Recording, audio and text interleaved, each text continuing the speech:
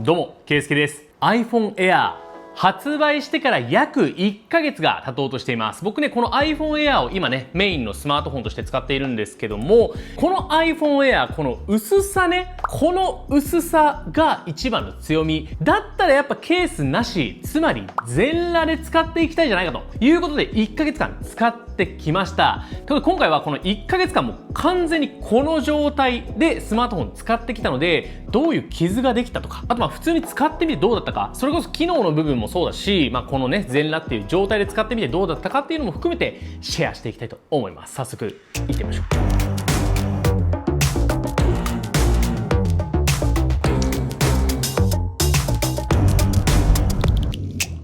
はい、ということで今回はこの iPhone Air の話なんですけども、結論から言うと、やっぱケースつけた方がいいです。実際にこの状態、ケースなしの状態で使ってきて、結構やっぱ気持ちいいんですよ。正直こうポッケに入れて、で、サクッとこう出す時とか、すごく、薄って思うし、あと友達に貸した時とかも、薄何これとか言われたりとか、そういった意味ですごくこのね、iPhone を裸で使う、ケースなしで使うっていうのは、メリットあるな、魅力あるなというふうに思っています。だし、さっきも言ったんですけど、やっぱこの iPhone Air ってこの薄さが一番の強みなわけじゃないですか。やっぱこの薄いから iPhone Air を使いたいっていうのが、一番のポイントだったりするので、だったらその薄さを生かすためにケースなしで使うっていうのが真っ当だと思うんですよね。なんですが、さっきも言った通り僕はね、ちょっとケースを使っていこうと思っています。悲しいけどね。はい。で、ケースもね、ちょっと買ったんですけども、どんなケースを買ったのかっていうのの話の前に、じゃあ1ヶ月使ってみて、今どんな状態っていうのをちょっと見ていきましょう。で、最初はね、もうこのガラスフィルム、ここもね、もうなしの状態で使ったんですよ。なしの状態で使ったんですけども、あまりに傷がつくなと思ってやめました。僕は結構スマートフォンをポッケに入れちゃうんですけども、なるべく一緒にしないようにしてたけど、鍵とかと一緒にしちゃうと、すぐね、画面に傷がつくんですよ。今回セラミックシールド2っていうのが搭載されて、それで、擦り傷とか全然つかなくなりましたよ、みたいなこと言ったんですけども、つきます。普通につくので、ちょっとさすがに画面はやっぱ守りたいなと思って、今回はガラスフィルムはもうつけてあります。3日ぐらい経ってつけたって感じですかね。で、こちらそのままね、ちょっと見ていきましょう。はい。で、こちらがね、僕の iPhone Air なわけなんですけども、比較的綺麗な方だと思います。これがね、サイドの面ですね。こうやって見てみると、指紋はめちゃくちゃつくんですよ。ここが鏡面仕上げの、チタニウムの素材になっているので、指紋は結構ついちゃうんですけども、拭けばかなり綺麗になるという状態です。傷がついてる部分で言うとこの辺ですかね。ここの部分にちょっと傷がついてるのがわかるんじゃないかなと思います。やっぱりこのね、側面っていうよりかは角の部分ですね。もう使ってる時に結構何回か落としたんですよ。そういう時にちょっとね、この辺とかは傷がついちゃったかなという感じで、他逆に言うと思ったより擦り傷みたいなものはつかなかったです。なんですが、傷で言うと一番気になってる部分がここですね。見えるのかなこれ。はい、ここね、見えますかね。このね、要はカメラ部の突起の部分、この突起の部分に少しだけ擦り傷というかすり減ってる部分があるんですよ。このガラスの部分で、これがどっかのタイミングで落とした時にここがね、ちょっと削れちゃったのかなっていう感じです。逆に言うと1ヶ月間使ってきてこのぐらいしか傷がついてないっていうのはすごく優秀なのかなっていうふうにも思うんですが、じゃあこれが1ヶ月です1年経ったらどうなるのっていうと、結構傷は目立ちそうだなっていうふうに感じています。そこの部分もこんな感じ、上の部分とかこんな感じですね。はい。比較的綺麗ですよね。ケイスケの動画では実際に使ってみてちょっとね、僕の感想を聞いてほしいんですけども、本当に使ってる時の気持ちよさは半端ないんですよ。なんですけど、やっぱ落とした時の不安とかがよぎる。だから感動と不安っていうのがもう本当に交互に来るような感じがしました。もう正直手触りとしては最高です。もう本当にこの薄さに感動してて、逆にもう別のスマートフォン、それこそこのね iPhone 17とか裸の状態で持ってもちょっとやっぱ分厚いなと思っちゃう。これにケースつけたら結構もう別物のスマートフォンだなっていう風に感じちゃうレベルでめちゃくちゃ薄いです。特にさっきも言ったポッケから出す時とかね、うわ薄って毎回感じるのめちゃくちゃ感動する。ただやっぱり落としたらさっきみたいに若干傷がつくんですよ。でここのねカメラの部分もちょっとね割れたりとかしちゃうってことは落とすのが怖いわけですよね。で持ちやすいかの話で言うと結構画面サイズ大きくて、今回実はこの iPhone 17 Pro よりも画面サイズ微妙に大きいんですよね。こうやって見ると分かるんですけども、横幅もちょっと iPhone Air の方が大きいんですよ。なので若干番落としやすいなっていう風には感じました。ちょっとツルツルもしてるし、落としやすい。ギュッと握り込まないと若干怖いなと思いながらいつも使ってます。何回かおお危ねっていう感じでちょっと落としそうになったっていうのもありました。でそれで落としちゃうってことはちょっと握り込まなきゃいけないわけじゃないですか。結構グッて握るんですけども、このカメラコントロールボタン、この下のボタンですね、これがね結構邪魔で、ケースをつけてない状態だと割と押しちゃうんですよ。なんか僕とかは結構 iPhone ずっと使ってきてるんで、上のところ持っちゃうとこの辺ね、電源ボタンとか音量ボタンを押しちゃうっていうの分かってるから、ちょっと下持つんですけども、下のところをグッと持つとこのカメラコントロールボタンのところがぴったり親指に当たるぐらいになっちゃうんですよ。でそうするとこれであっとかになると、もうほらこれでカメラ起動してるみたいな感じで、カメラコントロールボタンでオンになってしまう。これはね結構めんどくさかったです。であとちょっと感じたところで言うと、どうしてもね iPhone Air ってこの突起の部分があるんですよね。基本的にこの iPhone Air の脳みそみたいな部分ってこの上の部分にあるので、若干ねここが熱くなったりするっていうのもあったりするんですが、ここがちょっと突起として出てると。つまりこうやって置こうとすると少し段差ができちゃうんですよね。なんか僕ねこう段差ができちゃうのも嫌なので、結構 iPhone をこうやって画面を下にしておくことって多いんですよ。多いんですけど、ケースをつけてない状態だとこれね滑ってくんですよね。本当にこれ結構使っててびっくりしたポイントなんですけども、これはねもしかしたらこの僕の使ってる画面フィルムが滑りやすいっていうのもあると思うんですけども、画面の方を下に向けてるとちょっとね振動で iPhone が動いてて、いつの間にか下に落ちてるってことが何回かありました。なんなら何回もありました。それがねもしケースを使っていれば端っこのねケースの部分が滑り止めになるので、落ちていかないとは思うんですけども、この生身の状態で使っているとやっぱりこの画面の方を下に向けていると滑っていっちゃうってことで、あれスマホをテーブルに置いたはずなのにいつの間にか消えて落ちてるんですけどみたいなのが結構ありました。でそれで落とすとやっぱケースをつけてないんで、このね画面フィルムめっちゃ割れるんですよ。見たらわかるんですけども、この画面フィルムってちょっと前に出ちゃってるじゃないですか。ちょっと飛び出ちゃってるっていう部分が割と床に落ちた時に当たりやすくてすぐ割れます。これ僕の使ってるガラスフィルム後で紹介するんですけども、マジックジョンっていうガラスフィルムで結構割れづらいものなんですよ、経験上。なんですけどそれでも1ヶ月でもう2回ぐらい割れちゃって、もうこれはもう絶対ケースつけてないからだろうというふうにもう確信してます。てな感じで全裸で使うっていうのはすごくなんか美しさとか心地よさっていうのはあるんですよ。あるんですけども、その感動に加えて不安もあるんですよね。やっぱり落としたら傷がついちゃう。それこそ iPhone とかこういうスマートフォンって3年4年とか経っていったらやっぱり新しいスマートフォンに変える時期っていうのも来るわけで、そうした時にじゃあ売るとかそういうのも考えると、ある程度綺麗な状態で保管したいって僕は思っちゃうんですよね。だし普通に画面が割れてる状態って使いづらいしとかも考えた時に、正直僕の感想としては実用としてはきついなというのが結論です。ただこの美しさで普段から気分を上げて持ちたいよっていう人はこの全裸で使うっていうのも全然ありだと思います。思ったより傷がついてない。確かに僕はね結構落としちゃうタイプなんで、傷がねちょいちょいついてるんですけども、あんまりスマホ落とさないよとかめちゃくちゃ使うわけじゃないよって人は多分僕ほどね落とさないと思うので、そういう人はむしろ iPhone Air のこの気持ちよさは結構ハマるんじゃないかなと思っています。周りのところは全然傷ついてないし、それこそ実用性よりも普段の気持ちよさを重視しますよっていう人は裸で使うのをお勧めします。ケイスケの動画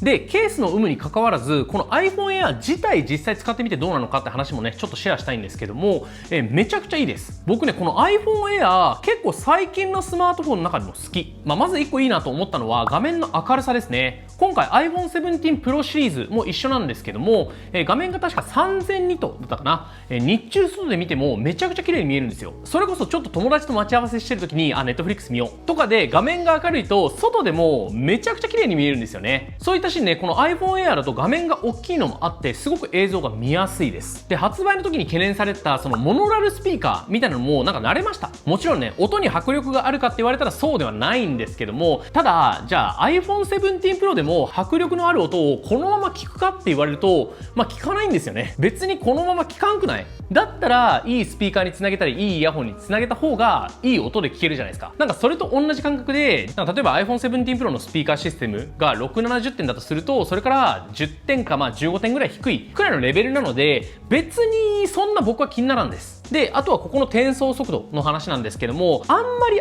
iPhone から直接データを移すってことはないので、基本 AirDrop で写真とか動画を移すんで、ここのポートの遅さも気にならない。ディスプレイポートに関しても、今のところこの iPhone Air をつないで映像をまた別のデバイスで見るってことはしてないので、僕にとってはあんま関係ないって考えると、あんまりそのデメリットの部分関係なくて、じゃあカメラ3眼ないと不便ですかって言われると、超広角あったらもう少しいろんなの撮れるなっていうシーンは多少あれど、別に望遠はいらないなと思っているし、なんならこのね iPhone Air のカメラめちゃくちゃ綺麗で、こんな感じで普通にくっきりボケ感のある写真は撮れるし、 iPhone 17 Pro シリーズってマクロ撮影ができるんですけども、この iPhone Air できないから書類とか撮れないかなと思ったんですけども、撮れます普通に。でなおかつちょっといいなと思ったのが、僕ねたまにループとか乗るんですけども、そのループにこうねスマートフォンを固定した時にこう見てほしいんですけども、 iPhone Air だったらもうがっつり包まれるんで落ちることないんですよ。これが前の16 Pro とかだとケースつけてるとちょっとねこのホルダーからはみ出ちゃって衝撃で落ちちゃうみたいなことが何回かあったんですけども、そんなことなくなりました。この iPhone Air の薄さであればちゃんとがっちりとホールドされるんで、自転車とかのスマホホルダーにがっちり固定できます。なので iPhone Air 使ってみて本当いいことだらけなんですよね。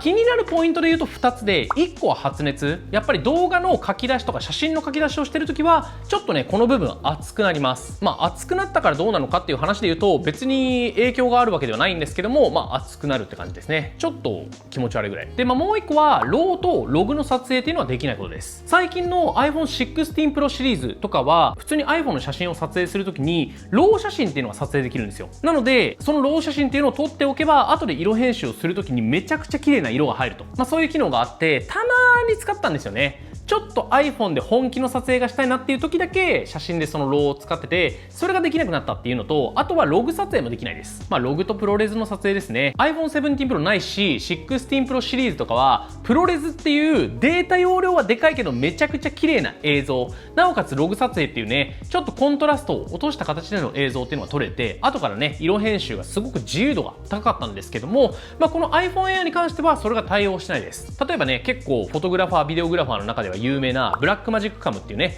アプリがあるんですけども、それを使ったとしてもログ撮影はできないという形になります。なんですけどもこの部分についてはちょっと抜け道があって、僕最近ね発見したんですけども、モーメントっていうアプリがあります。このモーメントっていうアプリを使うとなんとログ撮影っぽく撮影ができます。こんな感じでわかるかな。ちょっと薄めに撮影ができてるんですけども、色を薄く撮影をして後から色付けができます。で僕はこの状態で撮影をして、なおかつラット、色味っていうのを動画編集アプリで入れてます。僕が使ってる動画編集アプリ2個で、1個はリートってやつ。これはもう普通に動画に色をつけるだけ。例えばストーリーズとか投稿したいよって時にはこのリートでつけたりします。でもう1個は VN っていうねアプリなんですけども、こっちは色を入れるプラス動画編集もできちゃいます。なのでリールとか作る時にはそっちの VN の方を使うと自分のラットっていうのを入れることができて、でなおかつ編集ができるので、リールとかに使えちゃうよという形になります。僕の場合はそうやってモーメントでちょっとログ撮影っぽく撮影をして、でそれをアプリに入れて、で色編集をしてストーリーズとか Twitter とかそういうところに投稿してたりします。ただこの場合ってちゃんとねラットっていうのをインポートしないとねいい色にならなかったりするんで、1個だけ僕から本当に1000円ぐらいで買えるねちょっとしたラットっていうのを概要欄に貼っておきます。もし気になったらそれを試してみてください。別に僕のじゃなくても他の人ので試すとかそういうのでも全然いいんですけども、それがあると要はラットっていうのを自分のスマートフォンのファイルアプリにインストールして、でそのファイルアプリからインポートっていう形でアプリケーションに入れることができるんで、ぜひね試してみてください。あとついでにおすすめのねカメラアプリで言うと、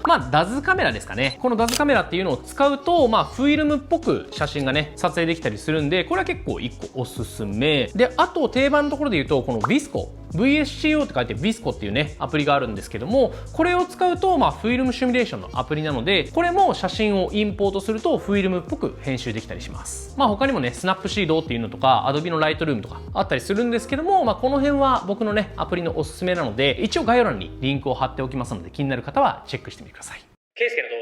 はい、という感じで iPhone Air のちょっとした Tips もご紹介してきました。で、最後ですね、僕が買ったケースとフィルム、僕はちょっとね、もうケース使っていこうかなと思っているので、その辺もご紹介しておくと、まず1個、ガラスフィルムはこれ使ってます。マジックジョンのガラスフィルムですね。これ僕ずっと全裸で使っていたので、これね、今若干割れちゃってるんですよ。まあちょっとね小傷なんでそんな気にならないんですけども、まあちょっと張り替えちゃおうかなと思ってこちら購入しました。マジックジョンのガラスフィルムめっちゃ良くて、めちゃくちゃ貼りやすいし、万が一気泡が入ってもなんか次の日に消えてるんですよ。なので誰でも貼れちゃうに加えてなんか安いっていう、確か1000円台だったと思います。で2枚入ってるしめちゃくちゃいいんでおすすめです。これはね超おすすめ。今他のガラスフィルムよりも割れづらい気がする。あとはノーマルの光沢と覗き見防止があったりするんですけども、僕はノーマル光沢が好きですね。でケースなんですけども、ケースがねむずくて iPhone Air のいいケースないんですよ。なんか純正のケースとバンパーも考えたんですけども、バンパーは結構分厚くてそれこそ薄さを損なっちゃうなと思って買ったケースがこちらのケースです。ジェットデックっていうメーカーのケースなんですけども、これすごくシンプルで良くて、こんな感じでカチッとつけると、ほら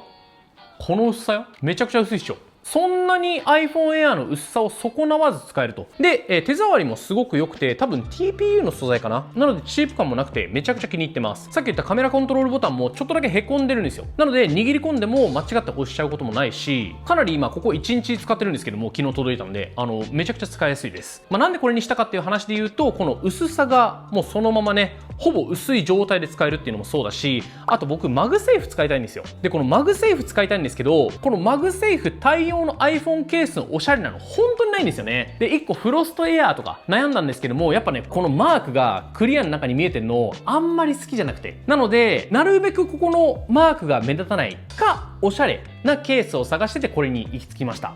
1個だけ難点を言うと、このジェテックのカラー結構濃い色しかないんですよね。僕せっかくホワイト使ってるのにこのホワイトが活かせないので、ちょっとできればその白とかね薄い色欲しいなと思うんですけども、かなりこのケースは気に入ってます。本当にこのマグセーフの部分もおしゃれに印字されてるし、かなりおすすめなので、ぜひ iPhone Air 使ってる方は使ってみてほしいなと思います。あと僕がねこれから買おうと思ってるところで言うと、リングね、やっぱリングが1個あった方がこうやってスマートフォンを立てられるので便利だなっていうところで、トーラスのねリングを買おうかなと思ってるんですけども、それだけねまだ買ってないという感じで、もし気になる方は買ってみてください。僕もねこれから買います。ケイスケの動画、はい、ということでたくさん喋ってきました。皆さんはスマートフォンどう使っているでしょうか。さっきも言った通り、やっぱ裸で使うのすごく気持ちが良くて感動はめちゃくちゃあります。その感動を重視するのであればやっぱね裸で使うのが一番いいのかなと思うんですけども、やっぱどうしても僕はね傷が気になっちゃったんでケースを買ってねこれから使っていこうと思います。意外や意外というか iPhone Air めちゃくちゃいいので、これからスマートフォン乗り換えようと検討している方はねぜひこの iPhone Air も検討してみてください。ということで今回の動画はこの辺にしたいと思います。今回の動画いいと思ってくれた方は高評価ボタン、チャンネル登録もぜひよろしくお願いします。